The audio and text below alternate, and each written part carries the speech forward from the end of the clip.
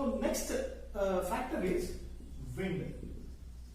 So wind is the major responsible factor to lift the vapor pressure. Say assume it's a water body. It's a water body.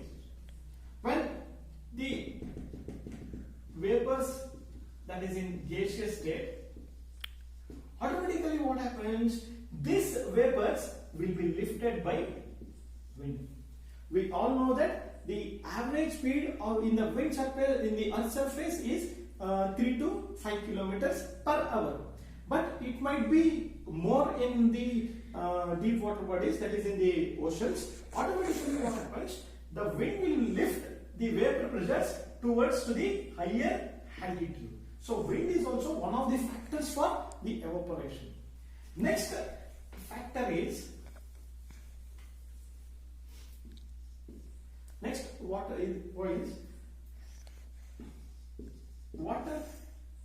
chemistry. Water chemistry means that is the TDS, that is total dissolved salts present in the water. Here what happens? The water contains the salts, the total dissolved salts. When the temperature, when the sun temperature fall down to the surface, what happens? We know that what is a universal solvent. When there would be a huge number of TDS, it affects the evaporation when compared to the pure water. So the water chemistry, that is the water solids which is being present, that is the total dissolved salts. This is also one of the factor. Next one is heat storage in water bodies. See, it is very interesting factor. It is a very interesting factor. What it is an interesting factor? Heat storage. See, we all know that there are two types of water bodies, which is that one is deep and another one is shallow. Deep water bodies and the shallow water bodies. Here, what happens in the deep water bodies? In the time of summer, it absorbs more heat radiation. In the time of winter, it will release the temperature which is being stored in the deep water bodies, which is being stored in the deep water bodies. At the time of summer, the deep water bodies receives maximum temperature and it is being stored in the deep water bodies, and it will going to release in the time of winter. It will going to release in the time of winter. This is also one of the factors affecting the heat storage in the water bodies. So there are two water bodies, that is the deep water bodies and the shallow water bodies.